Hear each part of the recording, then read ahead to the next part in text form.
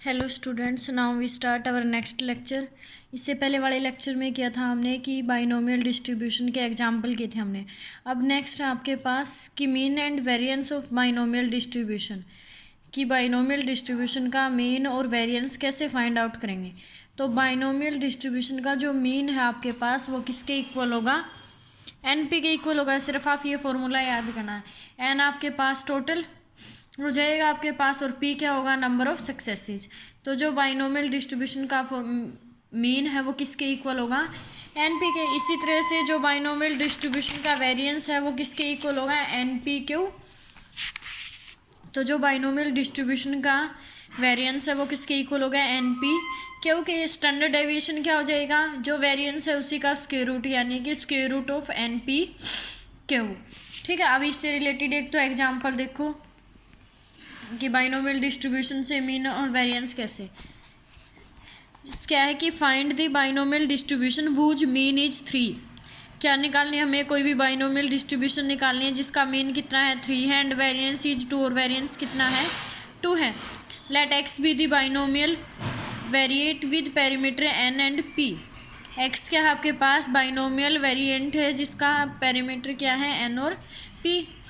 अब mean of binomial distribution कितना given आपके पास, 3, और मीन का फॉर्मूला क्या होता है, NP। दैट मीन्स NP किसके इक्वल है, 3 के। इसी तरह से वेरिएंस किसके इक्वल गिवन है, 2 के। तो क्या आ जाएगा आपके पास, NPQ किसके इक्वल हो जाएगा, 2 के। अब हमें तो क्या निकालनी है, बाइनोमियल डिस्ट्रीब्यूशन। तो इक्वेशन फर्स्ट और सेकंड की हेल्प से डिवाइड करके हम किसकी वैल्यू निकाल लेंगे, Q की और P की। Q और P यानी कि सक्सेसिव जो P और Q की वैल्यू आ जाएगी तो वो किस में पुट कर देंगे हम, बाइनोमियल डिस्ट्रीब्यूशन के फॉर्मूले में। तो क्या आ जाएगी आपके पास, बाइनोमियल डिस्ट्रीब्यूशन। तो NP किसके इक्वल है, 3 के, और NPQ किसके इक्वल है, 2 के। तो या तो दोनों को डिवाइड कर दो या फिर इस NP की वैल्यू 3 इसके अंदर पुट कर दो। तो डिवाइड करेंगे हम इक्वेशन फर्स्ट को सेकंड से, तो NPQ डिवाइड बाई NP किसके इक्वल आ जाएगा, 2/3। NP से NP कैंसिल, तो Q किसके इक्वल आ गया आपके पास, 2/3। Q क्या होता है, केस ऑफ फेलियर। अब केस ऑफ सक्सेसिस के लिए क्या होगा आपके पास, P की वैल्यू क्या आएगी आपके पास, टोटल प्रोबेबिलिटी आपको पता है कि क्या होती है, 1 होती है। 1 में से अगर हम फेलियर माइनस कर देंगे तो क्या बच जाएगा आपके पास, सक्सेस। तो जो P है वो किसके इक्वल आ जाएगा, 1 - Q, यानी कि 1 - के 2/3 किसके इक्वल होगी, 1/3 के। तो अब आपके पास P की वैल्यू आ गई, Q की वैल्यू होगी। अब किसकी निकालेंगे हम, N की। NP किसके इक्वल है, 3 के इक्वल है। P की वैल्यू हमने निकाल ली, कितने निकाल लिया, 1/3। P की जगह क्या वैल्यू पुट कर देंगे, 1/3। तो N × 1/3 जो है वो किसके इक्वल हो गया, 3 के। इस 1/3 इस साइड क्या है, डिवाइड में, उस साइड जाके क्या हो जाएगा, मल्टीप्लाई में। तो जो N की वैल्यू है वो क्या आ जाएगी, 9। Hence the binomial distribution is given by. तो बाइनोमियल डिस्ट्रीब्यूशन का फॉर्मूला क्या होता था, probability of x = R, NCR, P की R, Q की N - R। तो N की वैल्यू यहाँ कितनी गिवन है आपके पास, 9CR।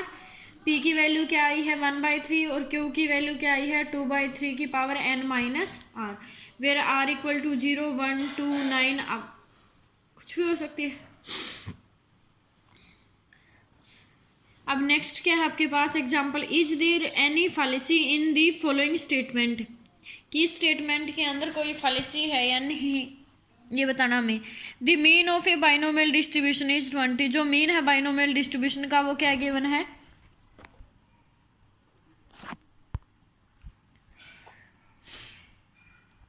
20, and it's standard deviation is 7। और इसका जो स्टैंडर्ड डेविएशन है वो किसके इक्वल है, 7 के। अब मीन का फॉर्मूला होता था कि NP किसके इक्वल है, 20 के। और जो स्टैंडर्ड डेविएशन है उसका फॉर्मूला क्या होता था कि स्क्वायर रूट ऑफ NPQ किसके इक्वल होगा, 7 के। Then squaring on both side, तो NPQ किसके इक्वल हो जाएगा, 49 के। तो यहाँ से हम किसकी वैल्यू निकाल लेंगे, Q की। Q की वैल्यू क्या आ जाएगी, 49/20 है। अब अगर 49 को 20 से डिवाइड करते हैं तो वैल्यू कैसे आएगी, ग्रेटर देन 1। और Q क्या होती थी आपके पास, प्रोबेबिलिटी ऑफ फेलियर। अगर वो ग्रेटर देन 1 है, हमें तो पता है कि जो मैक्सिमम प्रोबेबिलिटी होती है वही किसके इक्वल होती है, 1। और ये आगे 1 से ग्रेटर देन, इट मीन्स क्या हो गया आपके पास, जो स्टेटमेंट है वो कैसी है, फॉल्स है। और एग्जाम्पल भी इसी तरह से हैं। अगर कोई दिक्कत आए पूछ लेना। अब नेक्स्ट जो आपके पास प्रोबेबिलिटी डिस्ट्रीब्यूशन है वो क्या है, पॉइजन डिस्ट्रीब्यूशन है, क्योंकि पॉइजन डिस्ट्रीब्यूशन भी क्या है, एक तरह की प्रोबेबिलिटी डिस्ट्रीब्यूशन ही है। किस टाइप की प्रोबेबिलिटी डिस्ट्रीब्यूशन है, discrete.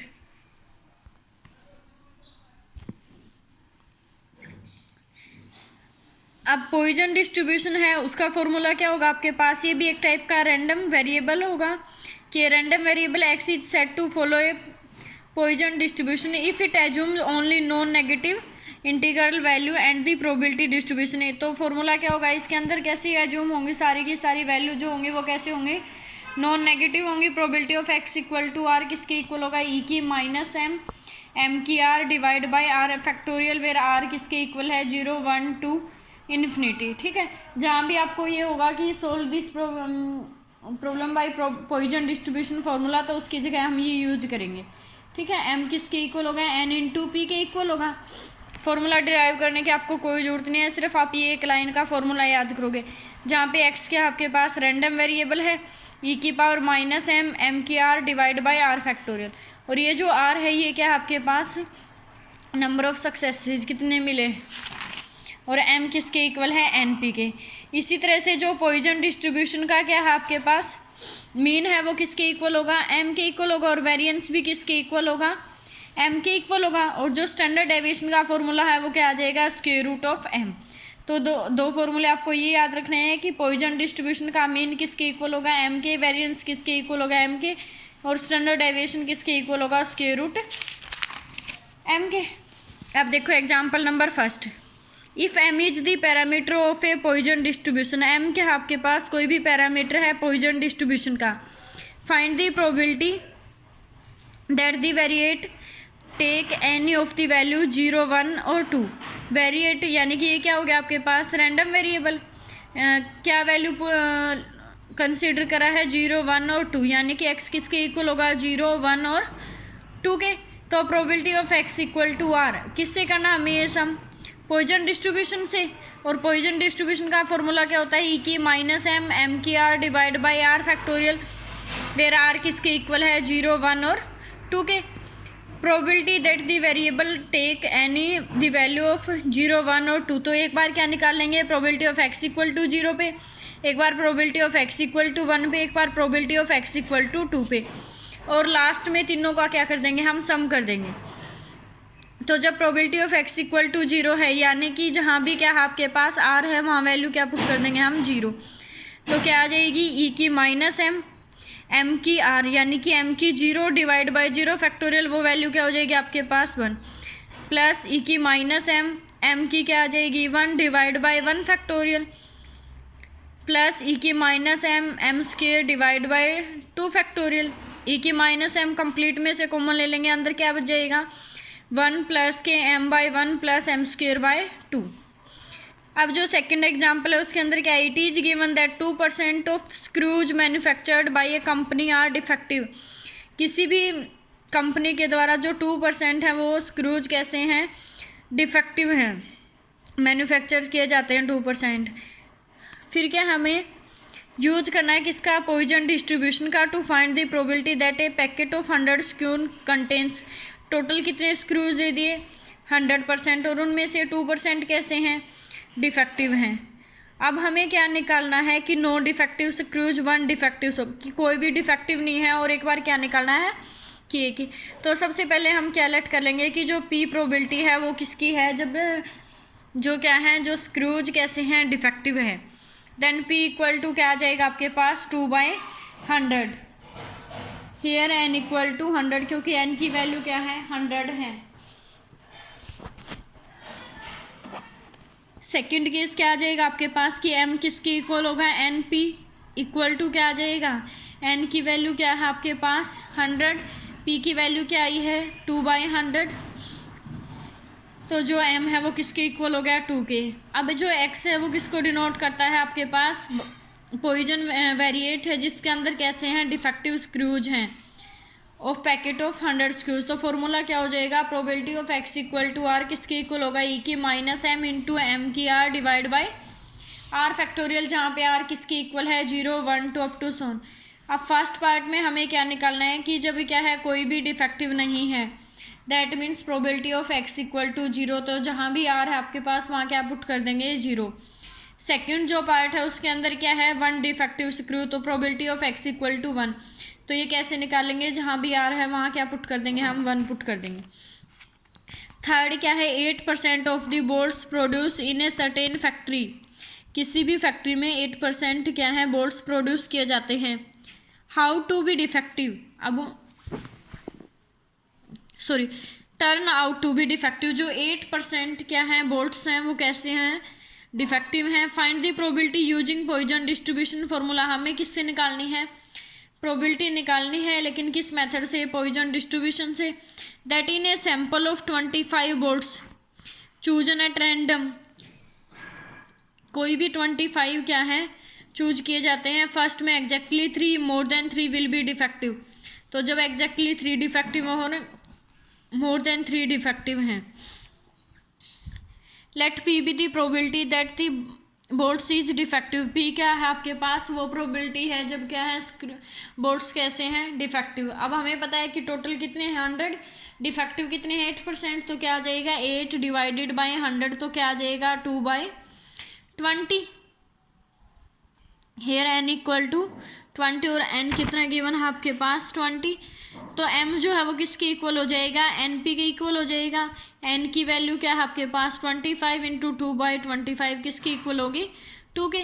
Late x denote the number of defective bolts in this sample of 25 bolts, then by Poisson distribution formula क्या होगा आपके पास probability of x equal to r e की minus m की r divide by r factorial r किसके equal होगा 0 1 2 up to सोन। अब क्या गिवन है आपके पास कि एक तो क्या निकालनी है हमें जब एग्जैक्टली 3 कैसे हों डिफेक्टिव, तो यहाँ r की जगह क्या पुट कर देंगे हम 3, और सेकंड जो केस है उसमें क्या है मोर देन 3 विल बी डिफेक्टिव, कि 3 से ज़्यादा कैसे हैं डिफेक्टिव हैं, तो प्रोबेबिलिटी ऑफ क्या आ जाएगी x ग्रेटर देन 3।